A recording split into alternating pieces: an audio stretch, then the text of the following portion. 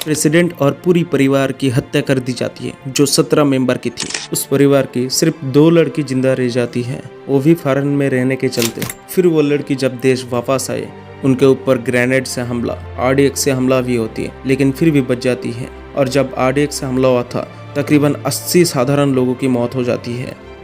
जी हाँ दोस्तों, आज हम जानेंगे former Bangladeshi prime minister Sheikh Hasina के बारे में, कैसे वो देश में वापस आए और एक लंबा समय तक राज करने के बाद देश छोड़कर भागना पड़ा। और देश से भागने से पहले 3 डिमांड रखी थी शेख हसीना। आखिर देश छोड़कर भागने से पहले शेख हसीना की आखिरी 3 डिमांड क्या थी, चलिए जानते हैं। दोस्तों, शेख हसीना की जन्म होती है 28 सितंबर 1947 में, जिस साल हमारा देश आज़ाद हुआ था और बांग्लादेश भी पाकिस्तान की एक स्टेट थी। 25 जून 1975 ढाका की धानमंडी की 677 नंबर घर पे अचानक गोलियों की आवाज़ सुनाई देती है।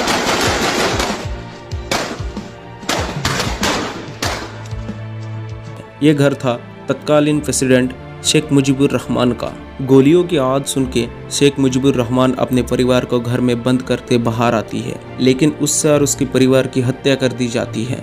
कहानी यही खत्म हो सकती थी, लेकिन शेख मुजीबुर रहमान के परिवार में और 2 लोग जिंदा थे जो बांग्लादेश से बाहर जर्मनी में रहते थे। एक थे बड़ी बहन शेख हसीना और दूसरे थे उनका छोटी बहन शेख रेहाना। तभी उन दोनों के पास फोन जाती है और पता चलता है उनकी परिवार के सभी सदस्यों की हत्या हो चुकी है।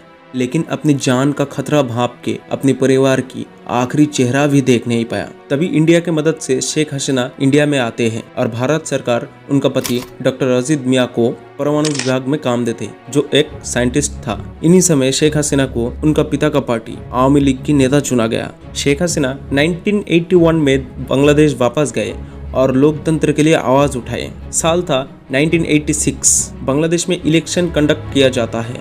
हालांकि चुनाव में बीएनपी यानी कि बांग्लादेश नेशनलिस्ट पार्टी की जीत हो जाती है। शेख हसीना अपनी हार को मानकर वो ऑपोजिशन में ही रहते हैं, लेकिन शेख हसीना रैली बैठक जी जान से करने लगती है। ये सब के चलते 1988 में उनकी गाड़ी में आरडीएक्स बॉम्ब रखा जाता है।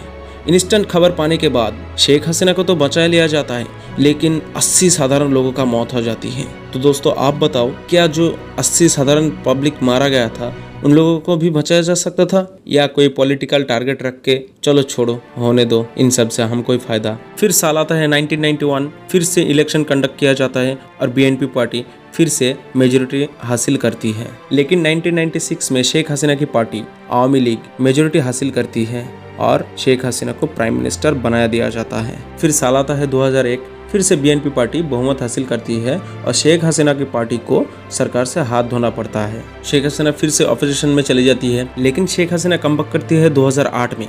उनकी पार्टी बहुत ज़्यादा बहुमत से क्षमता में आती है और 2008 में ही उनके ऊपर ग्रेनेड से हमला होती है, लेकिन फिर भी वो बच जाती है। और इसी समय बीएनपी की जो लीडर थी खालिदा जिया, उनको 17 साल की सजा सुना जाती है, वो भी सिर्फ भ्रष्टाचार के आरोप में, और अपनी रास्ता पूरा साफ कर देती है। और 2008 के बाद शेख हसीना को सरकार से कोई उखाड़ नहीं पाया। फिर रिसेंट कुछ टाइम में चुनाव प्रक्रिया के ऊपर प्रश्न उठाए ताकि ये साफ साफ हो। अमेरिका ने तो सीधा सीधा आवामी लीग और उनके कार्यकर्ताओं के ऊपर और शेख हसीना को वीजा ना देने के लिए धमकियां दी और एक साफ इलेक्शन की डिमांड की।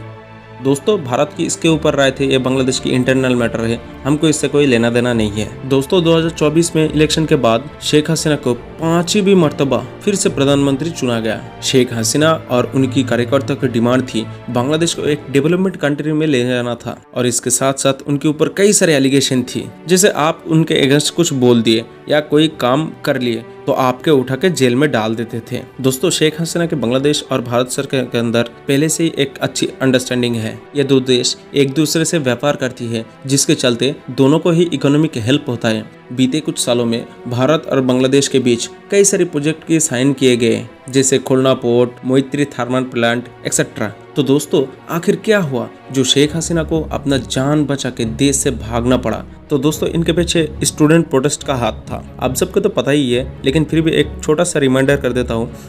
5 जून बांग्लादेश हाईकोर्ट एक ऑर्डर पेश करती है, जिसमें एक अबंडन रिजर्वेशन को फिर से लागू किया गया। बांग्लादेश और पाकिस्तान के बीच 1971 में जो युद्ध हुई थी, उन युद्ध में जो लोग हिस्सा लिए थे उनके लिए एक रिजर्वेशन या कोटा सिस्टम था, जो 30% वो लोग गवर्नमेंट नौकरी में फैसिलिटी मिलती थी। लेकिन 2 जनरेशन जाने के बाद 2018 की कड़ी प्रोटेस्ट के बाद वो रूल्स डिक्लाइन किए गए थे, लेकिन फिर से वो रूल्स हाईकोर्ट ने ऑर्डर देकर लागू किया था, जिनके चलते ये स्टूडेंट प्रोटेस्ट शुरू हुआ था। फिर आता है बांग्लादेश की प्राइम मिनिस्टर के बयान। वो स्टूडेंट्स को कह देती है ये तो पूरा राजाकार है। इनका मतलब इन बातों से स्टूडेंट्स बहुत ज़्यादा गुस्सा हो गए और पुलिस भी उनके ऊपर अंधाधुंध गोलियां फायर करने लगती है, जिससे बात बहुत ज़्यादा बिगड़ जाती है और हज़ारों स्टूडेंट की मौत हो जाती है। इन सब के चलते बांग्लादेश आर्मी इन्वॉल्व हो जाती है। शेख हसीना की हालत इतना बिगड़ जाता है कि रातों रात वो रिजाइन दे देते हैं और आर्मी चीफ के पास 3 डिमांड्स रख देते हैं। पहला डिमांड, बांग्लादेश की पब्लिक के लिए एक लाइव कॉन्फ्रेंस करना चाहती थी जो अपनी जाति के उद्देश्यों में बोलना था। दूसरा नंबर है, जो नई सरकार बनेगी उनमें से उनका जो पसंदीदा लोग है या उनका जो कार्यकर्ता है उसे जगह देना पड़ेगा। और तीसरी नंबर है, वो जो सामान लेकर देश से जाएगी वो सामान आर्मी चेक नहीं कर सकते थे, लेकिन आर्मी चीफ इस सब को ना कर देती है। दोस्तों, ये इंसिडेंट पहले भी हुआ था। अफगानिस्तान से जो प्रेसिडेंट थे अशरफ गनी, तालिबान की क्षमता से आने से पहले तब 4-5 ट्रक भर के सोना और पैसा लेके गया था। तो इस सब के डर से बांग्लादेश आर्मी सीधा सीधा मना कर देती है। शेख हसीना भाग के सीधा भारत आ जाती है और भारत सरकार उसे सड़न में ले लेती है। इन दोनों देश के बीच एक एग्रीमेंट है जिसके चलते अगर कोई भी देश चाहे, बांग्लादेश या भारत, तो अपने देश में अगर दूसरे देश के बंदा कोई आके रह गया तो एक दूसरे को हैंड ओवर नहीं करेंगे। शेख हसीना तो देश से भाग गई। अब बांग्लादेश की सिचुएशन बहुत खराब हो गई। तो अब बात आती है स्टूडेंट्स की। स्टूडेंट्स ने प्रोटेस्ट की थी, तो स्टूडेंट्स ने डिमांड किया नोबेलिस्ट डॉक्टर मोहम्मद यूनुस को इंटरिम गवर्नमेंट का प्रेसिडेंट बनाया जाए, और वो भी आ जाते हैं। दोस्तों, आपको क्या लगता है, बांग्लादेश क्या पहले जैसे फिर से जाग उठेगा और शेख हसीना के दूसरी बार बांग्लादेश वापस जा पाएगा? आपका क्या राय है? कमेंट करके जरूर बताइए।